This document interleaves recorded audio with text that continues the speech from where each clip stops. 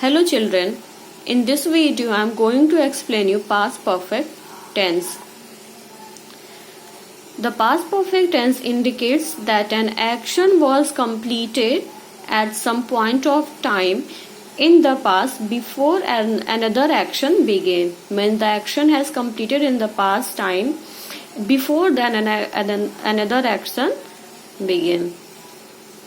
Means the action has completed in the past time before another action. Uses: we use the past perfect tense to show that two actions occurred in past but one action had been completed much before the another. It means two action has completed in the past time and one action has been completed much before the another action. The past perfect is used for the earlier action, means the past perfect is used for the first action. The simple past is used for the later action. We can say that in past two actions has completed or occurred in the past time, but the first action means the action which has completed earlier before the another action, means first action is known as the past perfect tense and another action is known as the simple past tense. Later action is known as the simple past tense. Let's see example. Bharat had gone out when I arrived in the office. Student, as you can see here, there is given two action, gone and arrived. We can see which action is completed first. Bharat had gone out when I arrived in office. Before I arrived in the office, Bharat had gone. Means this action has completed firstly. This action has completed firstly and this action has completed later. Means Bharat had gone out when I arrived in the office. Means firstly Bharat had gone out, then I went to the office, then I arrived to the office. When I reached the station, the train had left. Here is also given two action, reach and left. Which action has completed firstly? The train had left, means the train had left when I reached the station, means before I reached the station the train had left. In this sentence, the train had left is showing the first action and when I reached the station showing the second action. It means the train had left is the present perfect tense and when I reached the station is the simple past tense. As you can see here, I have explained simple past tense and you can see in simple past tense we use second form of the verb in affirmative sentences. Okay, then first action is known as the present or past perfect tense and second action is known as the simple past tense.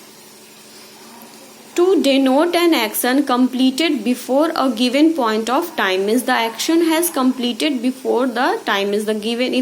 If in a sentence there is given a time, then the action has completed before that given time. Let's see an example. I had finished my dinner by 8 o'clock. Means the action of completing the dinner means finish. The action finish has completed before 8 o'clock. Means it has completed before the time it's given 8 o'clock. Means I had finished and completed. I can say I have finished my dinner by 8 o'clock. Means before 8 o'clock. She had sent me a postcard a year ago. She has sent a postcard a year ago, before a year. Means here it's showing that action has completed before given point of time. Then it's known as the past perfect tense. Structure. Students, helping verb of past perfect tense is had. Structure of past perfect tense is had. There's given only one helping verb, so it means we will use this helping verb with all the subject. It's singular, plural, we will use with all subject. Affirmative sentences. The structure of affirmative sentences is subject, had, third form of verb and object. Students, in always in perfect tense, it's maybe present perfect, past perfect or future perfect, we always use third form of the verb. Third form means we can say past participle. As I've told you, there's three form of verb: present form, past form and past participle. Then in perfect tense, past perfect, we will use third form of the verb, past participle form. Let's see some example. He, subject, as he is a singular subject, but there's no need to check it's a singular or plural, because as I've told you, had is the only single helping verb in past perfect tense, and we use with all the subject. Then had, third form of the verb, as I've told you, we will always use the past participle form, earned a lot of money. Then object, or we can say rest of the sentence. They had decided to go to Japan. They is the subject, had is the helping verb, decided is the past participle, and to go to the Japan, go to Japan is the rest of the sentence. Now negative sentences. As I've told you students, in negative sentence we write the negative words. Then let's see the structure of negative sentences. Subject, had helping verb, then not negative word, past participle form, third form of the verb, and object. We always use negative words like not after helping verb. Let's see some example. He had not cooked any food for us. He had not cooked any food for us. She had not cooked any food for us. She is the subject, had is the helping verb, then after had we will use not. Cooked is the third form of the verb and past participle, any food for us, object or rest of the sentence. They had not finished their homework. They had not finished their homework. They is the subject, had helping verb, not negative word, finished, third form of the verb, and then object and rest of the sentences. Negative sentence. Had interrogative sentences. In interrogative sentences, always the students we write had firstly, then subject, then verb, means third form of the verb, and object and question mark. Let's see some example.